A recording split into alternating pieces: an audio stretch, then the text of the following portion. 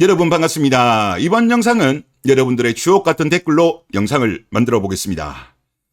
이번에 제가 댓글을 보다 보니까 이제 한 분께서 그런 말씀을 하셨어요. 너무 중저음이다. 그래서 조금 지루하다, 교수님 같다 이런 말씀을 하시던데 제가 원래 중저음입니다. 제가 제 개인적으로 아는 사람들 중에서는 제가 제일 중저음이에요. 그리고 그나마 지금도 텐션을 올린 겁니다. 텐션을 올려서 말하는 건데 그래도 사실 일반적으로 보면 텐션이 낮은 거죠. 근데 조금 더 한번 올려볼게요. 조금 더 올려보겠다 말씀을 드리겠고, 그리고 스피드도 약간 있게, 물론 이거를 우리가 편집을 할 때 배속을 빨리 하는 방법도 있는데 이제 그렇게 하는 것보다는 그냥 제가 조금 말을 빨리 한번 해보고, 그리고 슈카월드처럼 이렇게 글자를 싹 했으면 좋겠다 그 말씀 하시던데, 제가 그 장비가 있긴 있어요. 장비가 있는데 저는 그게 적응이 안 돼서 그런지 생각보다 잘 안 되더라고요. 그래서 그냥 파워포인트에 있는 거 형광펜으로 하고 있는데 한번 그거는 제가 계속 연습을 해서 한번 좀 노력을 해보도록 하겠습니다. 일단은 제 능력이 여기밖에 안 된다는 거 양해를 부탁을 드리겠습니다. 자, 이전 영상 중에서 절투산의 원흉과 반등 시점에 대한 전망을 한 영상이 있었어요. 자, 저 같은 경우는 일단 기본적으로 그렇게 생각합니다. 일단 더 추가적으로 말씀드릴 부분이, 제가 어떻게 보면은 이게 정치 경제라든가 이런 부분은요, 뉴스가 새로운 게 엄청나게 많이 나옵니다. 따라가기도 힘들 정도로 많이 나오지만 지금 제가 주로 다루고 있는 이런 부분, 뭐 저출산이라든가 대한민국의 구조라든가 뭐 우리나라 여성과 관련되어 가지고 잘못된 거라든가 이런 거는 새로운 뉴스가 별로 없어요. 그러니까 어떻게 보면은 좀 반복된 게 많이 나올 수밖에 없다. 그리고 각종 자료들 같은 경우도 뭐 몇 년에 한 번씩 조사하고 이러다 보니까 중복되는 게 많지만 그래도 저는 필요하다고 생각됩니다. 뭐냐 하면 첫 번째로 사람은 망각의 동물입니다. 계속 까먹어요. 계속 까먹기 때문에 좀 반복하는 측면이 없잖아 있는 것도 있는 거고, 그리고 기존에 있는 분들은 들으셨던 내용이라고 하더라도 저 같은 경우는 이제 시작한 지가 얼마 안 됐기 때문에 새로 오신 분들 같은 경우는 처음 보는 내용일 수도 있습니다. 그리고 또 그 다음으로 말씀드리면 저는 일단 기본적으로 대한민국의 구조가 지금 완전히 망가졌고 더 이상 되돌아오기에는 힘들다. 일단 고통, 그리고 대한민국이 엄청나게 힘들어질 것은 기정사실이지만 저는 이것이 최대한 빨리 끝나고 정상화로 갔으면 하는 마음입니다. 저는 일단 기본적으로 어떤 정치적인 간 자체가 기본적으로 약간 중도 보수 성향이긴 합니다만은 저는 기본적으로 국익우선주의자입니다. 잘하고 무조건 틀렸고 우라고 다 틀렸고 저는 그렇게 보진 않습니다. 자에 좋은 거 있으면 취하고 우에 좋은 거 있으면 취하고, 그리고 저는 뭐 진영 논리를 또 매우 싫어하는 그런 사람입니다. 그래서 그렇다는 그런 관점에서 좀 봐주시면 좋겠다. 그렇게 말씀을 드리겠습니다. 자, 그때 그 영상에서 제가 말씀드린 게 일본의 생애 미혼율, 한국의 생애 미혼율을 말씀드렸어요. 이게 뭐냐고 하면 나이가 50이 되었을 때까지 단 한 번도 결혼하지 않은 사람의 비율입니다. 자, 한국 같은 경우는 이거를 따로 하지는 않습니다. 하진 않지만 이제 인구 총조사 5년을 한 것으로 이제 추정을 한 건데 2020년 기준으로 했을 때 남성 같은 경우는 16.8이에요, 벌써. 어마어마하게 높습니다. 지금도 이거, 50살까지 결혼 안 하는 사람이 이리 많나? 하여튼 놀라운 수치인데 이렇게 많다고 합니다. 여성은 7.6입니다. 자, 일본은 보면 2020년 기준으로 했을 때 남성은 28.25예요. 일본은 5년마다 발표합니다. 일본은 정확한 데이터고요. 우리는 about라고 보시면 되는데 여성 같은 경우는 17.81입니다. 일본도 이후로 계속 당분간은 증가합니다.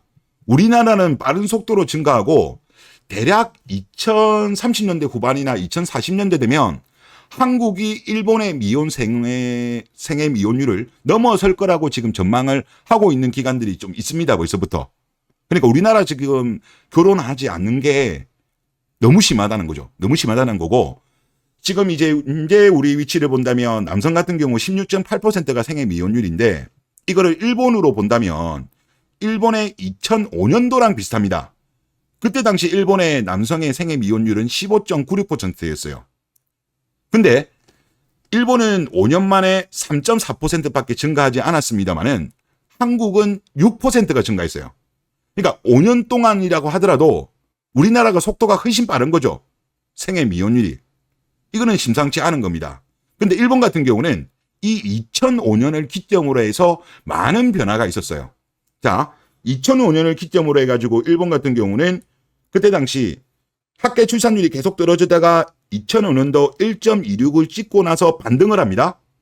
반등을 하고 물론 최근에 다시 또 1.26 근처까지 왔습니다만은 하여튼 상당 기간 동안 반등을 했고 일본도 이제 본격적으로 정부에서 적극적으로 여기에 대해서 대응을 했고요. 그리고 뭐냐고 하면 그때 당시 이제 일본의 남성들 이제 1980년대 후반부터 국제 결혼을 많이 했는데 그 이후로 계속적으로 증가를 했고 그리고 1990년대 후반에는 급증을 했습니다. 급증을 하고 최고 정점이었던 시점이 2006년도예요. 2006년을 기점으로 해서 일본 같은 경우는 국제 결혼이 급감합니다. 그렇게 됐거든요. 그때 당시 일본의 사회적인 문화가 뭐였냐? 즉 마케이누들의 몰락이었습니다. 싸움에서 진 개들이 몰락. 그리고 그들이 사회적으로 비판을 받았다는 거죠. 그리고 정부도 당연히 그런 분위기로 갔고 그리고 언론들도 그런 분위기로 가면서 일본은 어느 정도 정상화의 길로 들어섰습니다. 자, 대한민국의 상황을 본다면 지금 그 현상이 나타나야 됩니다. 나타나야 그나마 나은데 지금 아직까지 우리나라는 나타나고 있지 않습니다. 즉 저는 뭐냐고 하면 그 영상에서 결국 결론이 뭐였냐고 하면 대한민국이 그 반등 시점 저출산이 끝나기 위한 반등 시점은 결국은 국민들한테 달렸다. 언론들한테 달렸다. 저는 그렇게 봅니다. 언론들도 빨리 더 이상 여성 권력들의 눈치를 보지 않고 있는 그들의 모습을 이야기하고 그리고 이제 이것에 대해서 일본 내 언론들이 이거를 뭐 호날이라든가 이런 운동을 펼쳤고 그리고 일본 같은 경우도 여성들이 이제 여자력을 2000년 후반에 이거를 이상적인 여성의 모습으로 이제 표현을 했죠.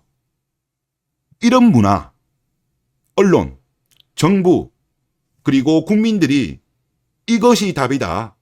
지금까지 그동안 해왔었던 일본 여성들의 지나친 하이퍼가미가 잘못됐다는 것에 대한 반성이 있고 난 이후에 일본은 출산율의 반등, 혼인의 증가, 그리고 정상화가 된 거예요. 그래서 결국은 대한민국이 이것까지 가야 됩니다. 이것까지 가기 전까지는 저는 안 될 거라고 봅니다. 근데 이게 우리나라 같은 경우는 일본보다는 상황이 더 힘든 게 대한민국의 여성 권력들 같은 경우는 지금 정치권과 손을 잡았어요. 정치권을 손을 잡았는데 근데 이것도 사실 따지고 보면 예전에 그런 일이 있었습니다. 작년에 12월 달에 그 민주노총에 있었던 건설노조 쪽에서 그때 이제 파업을 했었죠. 건설노조하고 그때 뭐 타워크레인하고 뭐 몇 개 그 화물연대인가요? 하여튼 그때 파업을 했는데 국민적인 여론들이 안 좋았습니다. 그러면서 윤석열 정부에서 강경하게 대응을 했고 그것에 대해서 민주당 같은 경우는 가만히 있었어요. 가만히 있으면서 그냥 아무 말도 하지 않았거든요. 통상적인 상황이었다고 한다면 민주당이 아무래도 그것에 대해서 지나친 정부의 어떤 탄압이다라고 비판을 했을 건데 당시의 국민적인 여론들이 그래 니네들 민주노총에 있는 그 화물연대들 너무 심하다. 지금같이 경제가 힘든 상황에서 니네들이 그렇게 파업을 하는 것에 대해서 국민적인 동의를 받지 못했어요. 그러니까 그때 당시 민주당은 살 빠졌어요. 그러면서 그때 당시에 민주노총에서는 민주당 당사에 가가지고 왜 민주당은 우리를 안 도와주냐. 지금까지 우리가 니네를 위해서 얼마나 많이 표를 주고 했는데 왜 안 도와주냐. 그때 막 항의도 하고 그랬습니다. 집회도 하고 그랬습니다.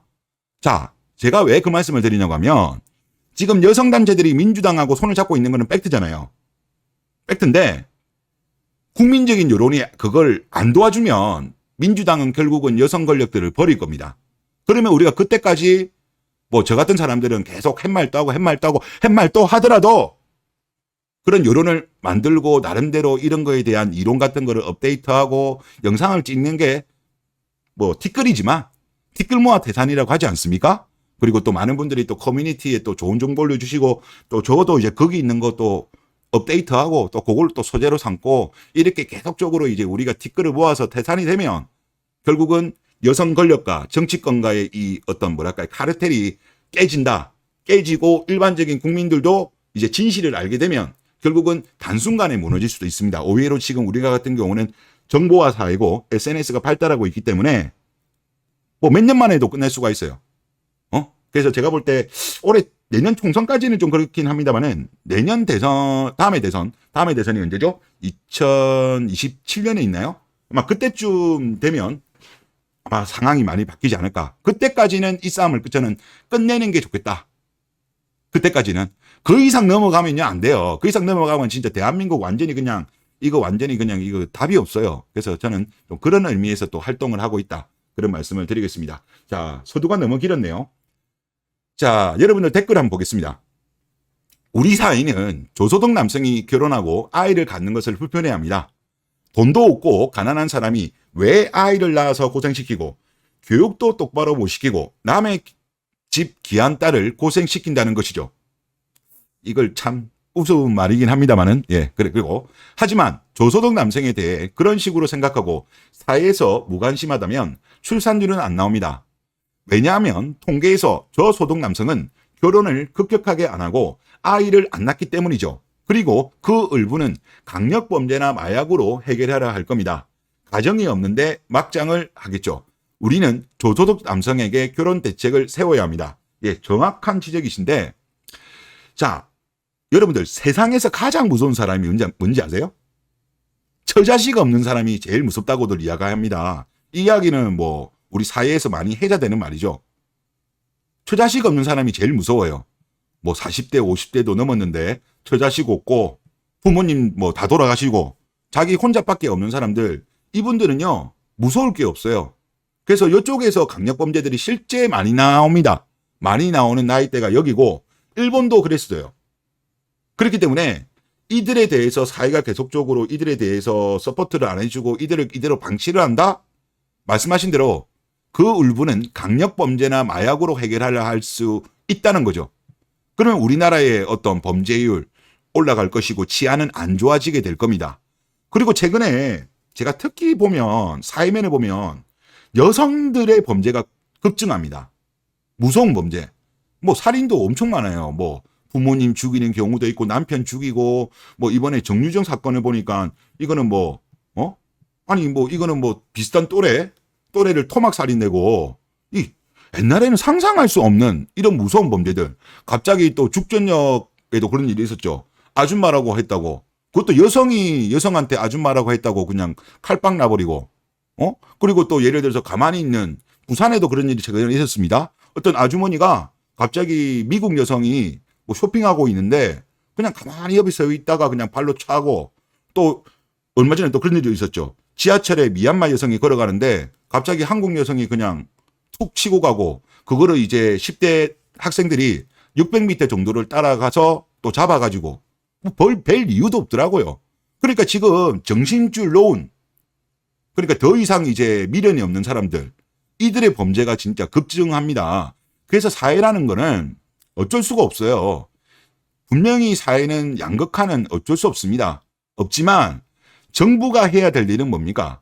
이런 어떤 사회에서 좀 밀린 사람들에 대해서 보호를 해줘야 돼요.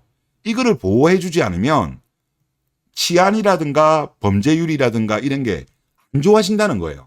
그래서 이런 대책을 정부에서는 해야 된다. 그런 말씀을 드리고 싶고, 그리고 저는 정말 아쉬운 게 뭐냐면 지금 요거 부분입니다. 지금 정부의 방향입니다. 정부의 방향이 지금 저출산 대책으로 지금 나오는 거를 계속 제가 쭉 모니터링을 해보면 뭐 교수들도 그러고 학자들도 그러고 정치인들도 하는 말이 뭐냐고 하면 이미 결혼한 사람을 지원하는 쪽으로 가는 겁니다. 결혼한 사람 쪽으로 지원을 가요.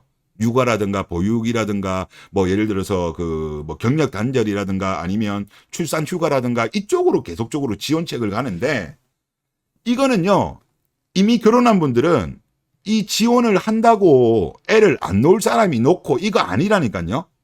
애 안 놓을 사람이 놓고 이런 거 아닙니다. 물론 약간의 영향은 줄 수는 있겠지만 헛돈만 쓰는 거다. 실제 효과는 많이 안 나타날 거다. 저는 그렇게 보이고, 이번에 뭐 예를 들어서 필리핀의 외국인 가사 도우미 데리고 오는 것도 저는 그거는 별로 도움이 안 된다고 생각돼요. 실제 제가 저번에 봤던 야마다 교수님 거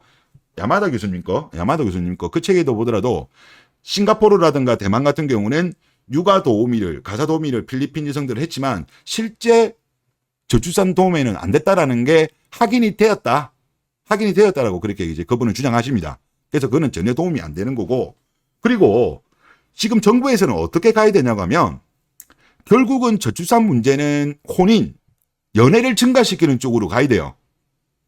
이거를 즉 남자의 소득이 증가하고 일자리가 안정되고 이 어떤 정책적인 방향, 그리고 여성 권력들 중에서 폐악질이 심한 여가부의 폐지, 이 두 개가 저는 제일 중요하다.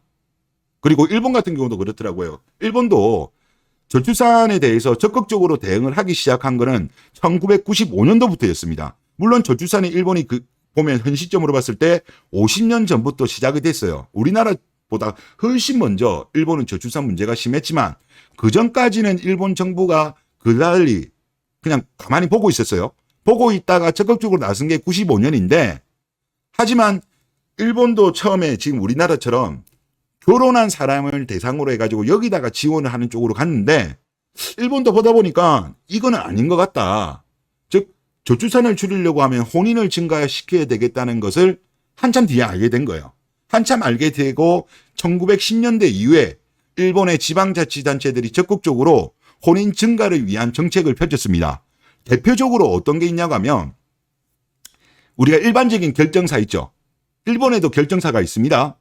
그런 결정사를 빼고 일본의 이제 지자체별로 성공한 사례가 꽤 있더라고요. 예를 들어서 일본의 일본 중 우리나라도 그렇죠. 결정사 같은 경우는 가입 비용이 비싸잖아요. 그런데 그런 지자체에서 하는 그 결정사 같은 경우는 비용이 가입비도 얼마 안 되고 횟수도 어마어마하게 많다 보니까 뭐 각종 그런 식으로 해가지고 또 결정사 같은 경우는 워낙 조건이 그래도 어느 이상이 되어야지만이 그거를 가입을 할 수 있잖아요. 그러니까 지자체에서는 그런 허들도 낮추고 그리고 가입비도 뭐 10만 원, 20만 원 정도 우리나라 돈 따지면 그런 적은 식으로 하는 거를 지자체에서 2010년대 이후에 그거를 실행을 했습니다. 그러면서 그걸 또 성공한 사례가 있어요. 그래서 대한민국이 지금 나아가야 될 거는 결혼한 사람 쪽이 아니다. 결혼 못한 사람들. 여자들은 그렇잖아요. 남자의 소득이 낮고 여자들은 소득이 낮고 일자리가 불안해도 결혼을 하지만 남자는 저소득이고 일자리가 불안하면 여자들이 시집 안 오잖아요. 그러면 국가에서는 이쪽으로 지금 방향을 잡아야 되는 겁니다. 지금 이제 이런 목소리가 좀 많이들 여러분들 유튜브 댓글 같은 거 있잖아요. 좀 많이들 써주세요. 많이들 써주시면 그런 게 또 정치인들도 유튜브 많이 봅니다. 그러면 이런 거 보면서 자기들도 요게 이제 아이디어가 될 수 있는 거죠. 그게 또 모멘텀이 될 수 있는 거기 때문에 좀 그런 활동을 좀 많이 해주시면 대한민국이 그나마 조금이라도 나아지는데 도움이 되지 않겠냐 그런 생각이 들고요. 자, 그 다음에 댓글을 보겠습니다. 자, 그만큼 혼인과 출산이 나라의 백년대계와 여러 사회 문제들과 맞닿아 있어서가 아닐까 싶습니다. 솔직히 다른 문제야 그렇다고 쳐도 이쪽은 나라의 존망과 연결되어 있다 보니 인구가 줄면요. 국가는 진짜 존망에 관련돼 있는 겁니다. 인구가 줄어들면 전체적으로 국가의 국방도 약해지고 전체적인 경제 사이즈도 줄어들기 때문에 과거의 어떤 고대 이후부터 중세라든가 이렇게 우리가 역사를 보면 인구가 줄어들면 옆에 나라한테 침략을 많이 당했습니다. 인구와 국가 흥망성쇠하는 비례관계에 있습니다. 현재 사회라고 다를까요? 저는 결코 다르지 않다고 봅니다. 자, 그리고 이런 말씀 하셨네요. 하필 문씨랑 불편한 분들은 계속 건드리시니 요즘 제가 좀 이쪽을 많이 비판을 하는데 앞으로 분발하셔야겠습니다 라고 하셨습니다. 제가 원래 이거 유튜브를 처음 하려고 했을 때 원래 정치 빼고 그냥 다 다루는 걸로 갔거든요. 그러니까 그냥 특별히 주제가 없었어요. 주제 없이 시작을 했고 근데 그때 당시 제가 제일 관심이 많았던 게 저출산이었어요. 저는 FM 쪽 이쪽도 잘 모르기도 모르고 관심도 없고 그냥 저출산 문제만 계속적으로 하다가 여러분들하고 소통하고 정보를 얻고 저도 제 나름대로 그런 주장을 하면 저는 반드시 팩트 체크를 해요. 그분들 말씀을 저는 곧대로 듣지 않습니다. 제가 또 청개구리 깔아다 보니까 남들이 다 그렇다고 하면 오히려 진짜 맞나라고 확인해봐요. 근데 확인해보니까 그분들 말씀들이 맞는 거예요. 맞는 거를 제가 느꼈고 그리고 그걸 계속 파고 들어가서 느끼는 게 뭐냐면 결국 이 FM 세력들이 민주당과 손을 잡고 있고, 그리고 이들이 정권을 잡았을 때 민주당 지난 정부 때죠. 그때 당시 많은 여성 단체들이 거기에서 이제 예산 같은 거를 받고 여가부 같은 데서 예를 들어서 많은 지원 자금들이 시민단체에 흘러가고 그리고 여가부에서 많은 어떤 교육 사업들을 하고 있습니다. 그 교육 사업을 하게 되면 거기에 강사로 나가는 사람들이 바로 이 FM에 있는 사람들이 또 그런데 강사로 감으로써 돈도 벌고 세력화가 된 거예요. 세력화가 됐습니다. 그래서 저도 뭐 전에는 웬만하면 안 하려고 했는데 물론 자제하긴 자제할 겁니다. 뭐 정치적인 논쟁에 대해서 이런 거는 좀 자제하긴 하겠습니다만은 그래도 조금 어쩔 수 없습니다. 좀 제가 하다 보니까 좀 편하게 하겠습니다. 좀 편하게 하고 여러분들은 그냥 정치적인 뭐 발언 이런 거 댓글 편하게 쓰세요. 저는 제 스스로만 좀 자제하려고 했는데 뭐 아예 안 할 수는 없겠더라고요. 이게 결국 연결되어 있는 게 민주당이에요.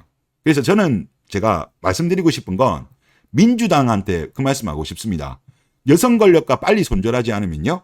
여러분들은 결국 국민적 선택을 받지 못하고 뭐 내년 총선까지는 모르겠습니다만은 차기 대권은 아직 4년 남았습니다.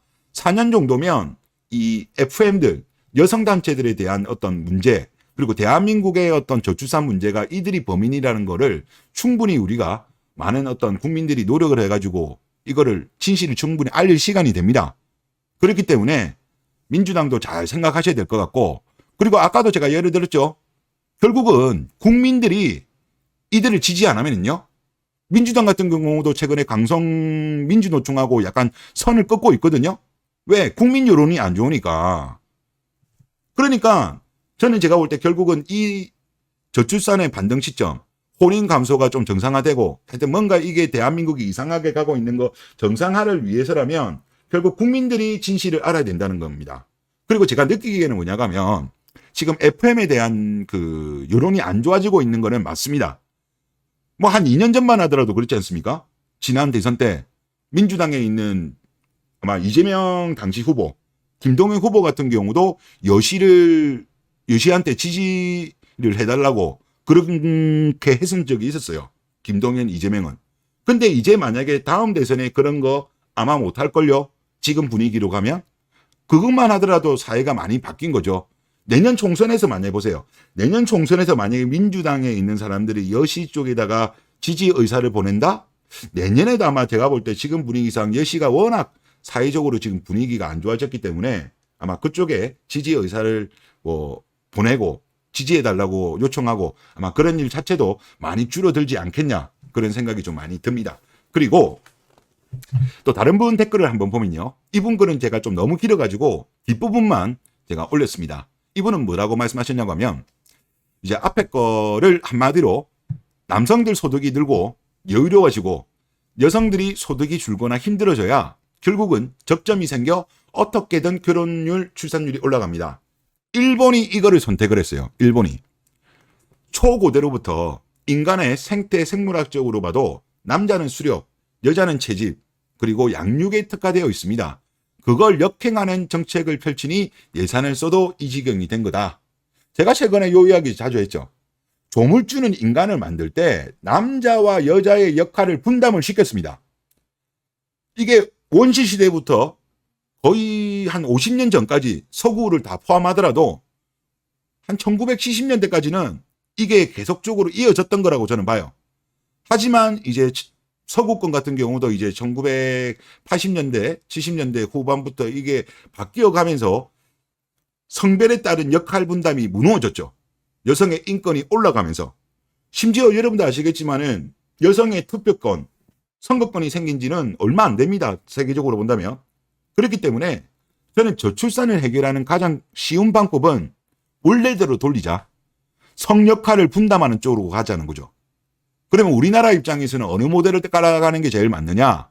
저는 일본 모델이 맞다고 생각합니다. 제가 조금 이따가 이것도 한번 설명을 드릴게요. 어제도 제가 말씀을 드렸는데 일본은 이대로 갔습니다. 보수화로 회귀했습니다. 회귀를 했고 여성에 대한 노동력과 이민 같은 경우는 보조적 역할에 그쳤어요. 보조적 역할에. 지금 뭐 일본에서 중앙일보에서는 일본에서는 뭐 지금 이제 바뀌어가지고 이민을 어마어마하게 많이 받는다? 그 거짓말이에요. 새빨간 거짓말.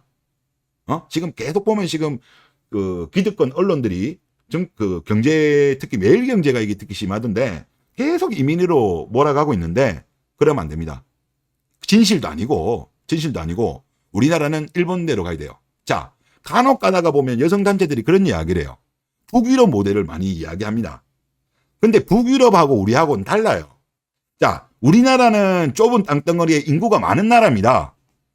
그러니까 구직자리에 비해서 구인이 훨씬 많습니다. 일자리가 부족한 나라예요. 북유럽은요, 자원도 많고요, 인구가 대부분 소국입니다. 우리나라처럼 인구가 안 돼요. 되게 인구가 작아요. 우리나라 뭐 수도권 인구도 안 되는 나라들이에요. 그 나라는 뭐냐? 일할 사람이 적습니다. 일할 사람이 적기 때문에 여성을 노동에 참여시킨 케이스예요. 그리고 일부는 이민을 받아들인 거고. 우리는 그거랑 다르다니까요. 거기는 사람이 부족한 거고. 뭐 예를 들어서 캐나다도 보면 그런 거고, 호주도 그런 거잖아요.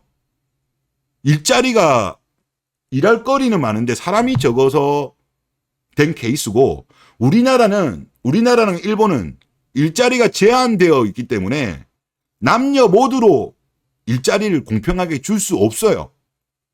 일본은 분명하게 남자를 선택을 한 거고, 대한민국은 이런 스윗한 정치인들이 표를 받아먹으려고 여자를 선택을 한 거죠. 그러면서 이제 남자들이 조소득, 일자리도 못 구하고 소득이 줄고 일자리 불안하니까 결국은 그런 남성들에 대해서는 여자들이 안 만나. 이리 돼버린 거 아니에요. 여자들 눈만 계속 높아지고. 그래서 결국은 뭐냐면 성별에 따른 역할 분담, 전통적으로 저는 돌아가야 된다. 일본처럼. 일본은 지금 이 방향으로 가고 있습니다. 우리나라는 북유럽이라든가 서유럽 모델로 가는 거는 저는 아니다라고 저는 봅니다. 제 생각은 그렇고요. 그리고 지금 이거 보는 거는 사사노 미사에 교수님이 그때 그 2022년도 보고서 서울대 아시아연구소에서 나왔던 그 자료인데, 일본 미혼 여성의 이상적 생애 과정, 그리고 예정 생애 과정이에요. 그러니까 왼쪽은 이상, 오른쪽은 현실이라고 보시면 될 것 같아요. 자, 이게 보면 바가 그겁니다. 연도별인데 이게 작년에 나온 건데 하여튼 2015년도까지가 그겁니다. 일단 여성들 같은 경우는 이제 전업주부, 재취업을 많이 꿈꿉니다. 그래서 52.8%가 요거를 꿈꾸는데 양립을 하는 사람은 32.3입니다. 하지만 현실은 비취혼 취업은 5.8밖에 안 나오고 딩크도 4.1밖에 안 되는데, 지금 보면 특이한 게 비취혼 취업, 결혼 못하고 이게 마케이누들이죠. 21.0이었습니다.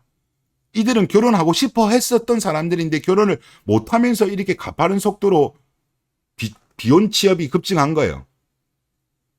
이렇게 된 겁니다. 뭐 그리고 이제 물론 이제 전업주부를 많이 꿈꾸지만 현실은 막상 100% 전업주부 하는 사람은 7.5밖에 안 되고, 뭐 재취업을 하든 양립을 하든 이런 식으로 많이들 돌아가고 있는 겁니다. 돌아가고 있는 건데, 자, 여기서 제가 좀 더 보여드리고 싶은 건, 저번에도 한번 말씀을 드렸지만, 일본하고 우리하고 지금 다른 게 뭐냐고 하면, 우리나라도 결국은 저는 이렇게 가야 된다고 생각해요. 자, 여기를 한번 봅시다. 이 마사노, 사사의 마사의 교수님 내용인데, 자, 일본은 비정규직은 대부분이 여성이 맡고 있고, 생계 유지형 노동이 아닌 생계 보조형 노동 형태를 취하고 있으며, 여기가 중요합니다. 여성 스스로도 그러한 역할을 받아들이고 있다. 일본 여성들 정말 착해. 우리나라 여성들은 이거 안 받아들일걸요. 그런데 그거에 대해서 정치인들이나 지식인들이 나서야 됩니다. 어쩔 수 없어요. 이거 우리가 두 마리 토끼 잡으려다가 둘 다 놓친다니까요. 이거는 정말 국민적 운동이 필요하다. 지도자, 지식인들이 나서야 된다고 말씀드리고 싶고, 그래서 일본에서는 남녀의 역할이 분명히 분리돼요. 제가 강조한 부분은 이거 아닙니까? 남녀의 역할을 분리시키자. 전통적으로 돌아가자는 거죠. 전통적으로. 남자는 정규직으로 일하면서 생계 부양자 역할을 하고, 여성은 가정 책임을 맡아 가계 보조족을 위해 파트타임으로 일하는 것이 생애 과정을 보여왔다. 이렇게 가자는 거죠, 저는. 자, 그리고 여기 아까 봤던 표가 그거죠. 요거 밑에 거도 한번 좀 보셨으면 하는데, 자, 여기 한번 봅시다. 일본 여성의 전업주부 지향은 1987년부터 97년 사이에 감소를 했으나 이때 이제 한참 버블 때죠. 요때는 전업주부를 안 꿈꾸었던 여성들이 많았다는 겁니다. 하지만 경제가 박살이 나고 힘들어지니까 90년도 경제위기 이후 2015년도까지는 일정 수준의 여성이 전업주부가 되기를 희망하였고 그 비율도 오늘날 20% 가까이에 존재한다. 반면 가장 선회하는 생애 가정은 결혼과 육아를 통해 한 번 노동시장을 이탈하고 우리나라 여성들은 지금 이탈 안 하려고 하는 거죠. 근데 일본 여성들은 일단 직장 생활하다가 결혼하고 나면 일단 퇴사를 하는 거죠.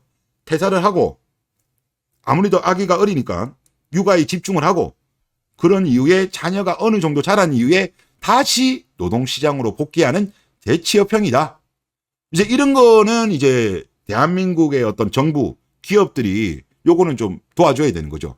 이게 또 잘 안 되니까 여성들도 불만이 있는 부분은 이해는 됩니다. 그래서 이거는 이제 국가에서 해야 되는 그 부분이라 생각이 들고 그리고 또 이 유형은 그러니까 이제 일단 한번 노동시장에서 이탈했다가 다시 재취업하는 이 유형은 일본 기업 여성들이 대부분 육아를 하면서 가계 보조적인 역할을 하는 파트타임에 임하는 삶인데 그러니까 다시 재취업을 한다고 하더라도 풀타임으로 간다는 게 아니에요.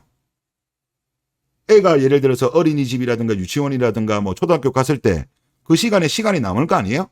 그 시간에 뭐 아르바이트 파트타임 뭐 슈퍼마켓이라든가 뭐 간단한 몇 시간 동안 일하는 일을 임한다는 거죠.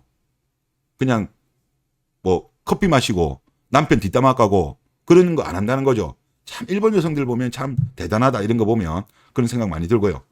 그리고 이러한 생애 가정이 가장 지지받으며 일본 여성들이 물론 전업주부도 많이 꿈꾸지만 그게 현실적으로 또 쉽지 않으니까 즉 요구죠. 아까 제가 말씀드린 거 재취업형 이게 100% 전업주부보다는 더 많아요. 하지만 이거 같은 요 두 개는 거의 다 제가 볼 때 전업주부예요. 그냥 전업주부가 메인이고 파트타임이라든가 이런 거는 일종의 그냥 플러스 알파인 거예요. 그러니까 이거를 가장 지지한다는 겁니다. 그리고 실제 이러한 생애 가정이 지지를 받고 있으며 실제 실현 가능성도 가장 높은 것으로 나타났다. 엄청 현실적인 일본 여성들이죠. 그 다음으로 인기 있는 것이 일가 가정을 양립하는 삶인데 자 이게 일본에서는 물론 100% 전업주부보다는 높습니다. 높습니다만은 현실적으로는 또 그렇게 또 잘 안 되나 봐요. 희망하는 거는 32.3인데 양립은 28.2. 뭐 그렇게 많이 떨어지진 않습니다만은 그래도 조금은 줄어드는 그런 모습을 보여주고 있고 그리고 그 다음에 이것도 중요한 건 이겁니다. 자, 일본에서 가장 인기 없는 생애 가정은 결혼을 하고 자녀를 갖지 않는 더블 인컴 노 키즈, 딩크. 이게 제일 유형이고요. 그리고 결혼을 하면 자녀를 가지려는 여성이 많은 것으로 알 수 있다. 그러니까 우리나라가 요즘 보면 딩크가 많이 늘죠. 이게 많이 늡니다. 참 안타까운 현실이고. 그리고 일본이 본의 아니게 가장 늘어난 생애 가정은 비혼 취업 유형이다. 자, 일본이 원래는 비혼 취업이 이거 한 5% 정도밖에 안 되었어요. 안 되었는데 실제 현실은 그 높은 눈높이를 낮추지 못하고 결국은 결혼을 하지 못하고 노처녀가 된 거예요. 그래서 21%까지. 지금 같은 경우는 아까 말씀드렸다시피 몇 %였죠? 일본 여성? 17.1, 생애 미혼율만 17.1이면 엄청나게 많은 거죠. 이거는 생애 미혼율이 아니고 40대에도 뭐 예를 들어서 비혼 취업도 있겠죠. 뭐 그런 거 본다면 1이 된 거고요. 그 다음으로 우리가 또 봐야 될 거는 뭐냐고 하면 요그 부분입니다. 자, 일본은 자, 오늘날 전업주부라는 삶은 뒤떨어진 것처럼 보였지만 사실 남편 수입만으로 생활할 수 있는 높은 사회계층이다. 알바 안 해도 되니까. 이게 제가 볼 때 일본 여성들이 제일 좋은 거죠. 남편 소득이 많지 않으면 이거 불가능한 겁니다.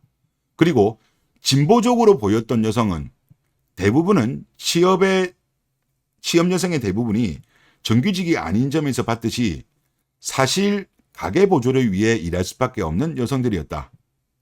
그리고 2000년대 들어서 청년 고용이 불황해져가는 가운데 마케이누라는 담론이 부상이 되었고, 아무리 미인이어도 30대 이상 미혼, 자녀 없는 여자는 마케이누, 싸움에서 징계, 패배자이며, 기혼 여성, 유자녀 여성은 카치누, 싸움에서 이긴 개라고 정의한 바 있다.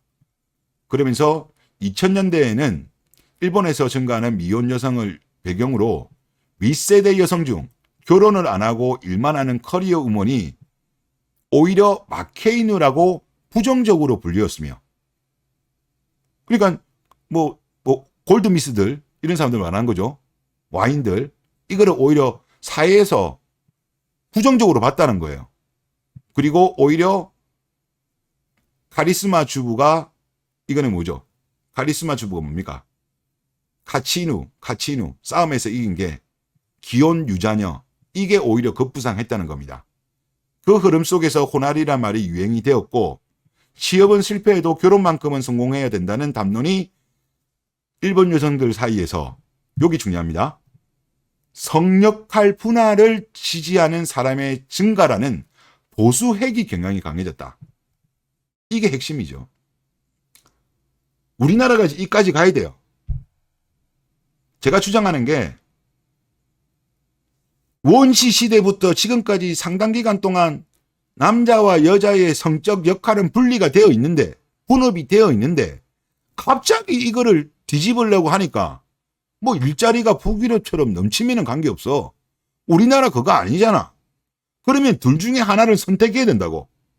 그러면 여성들한테도 상황이 이러하니까 국가는 이런 식으로 나갈 수밖에 없다라고 하고, 그리고 일본 여성들 같은 경우는 거기에 대해서 지지하는 사람들이 증가하면서 보수 회귀 현상이 발생했다는 거죠.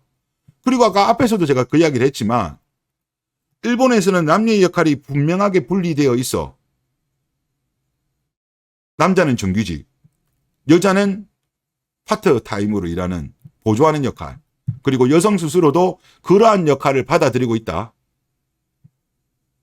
일본 여성이 비정규직 맞고 생계 유지가 아닌 생계 보조형 노동을 일본 여성 스스로도 받아들이고 있다는 거예요. 그러면 결국은 우리나라가 이렇게 가야 돼요. 이렇게 가도 일본도 지금 아시겠지만은 지금 다시 최근에 조금 학계 출산율이 떨어졌습니다. 그래서 2005년도 수준, 아마 올해가 2.26 정도 예상을 하고 있던데, 그래도 그 정도 가면 괜찮아요. 우리나라처럼 뭐 0.78? 올해는 아마 0.73 정도까지 나올 것 같은데, 이런 식으로 가야 되는 거예요. 이런 식으로. 이런 식으로. 그러니까 정말 우리나라가 하여튼 열심히 해보겠습니다. 뭐 저도 뭐 티끌 유튜브지만 뭐 하다가 보면 또 뭐 떡상할 수도 있는 거 아니에요? 떡상할 수도 있는 거고, 또 이러다 보면 또 뭐 모르죠. 또 유명한 또 정치인들이 또 제 거 뭐 검색해서 볼 수도 있는 거고, 뭐 공유될 수도 있는 거고, 그런 거니까 하여튼 나름대로는 열심히 해보도록 하겠습니다. 네, 이번 영상 조금 길었네요. 예, 시청해 주셔서 감사합니다.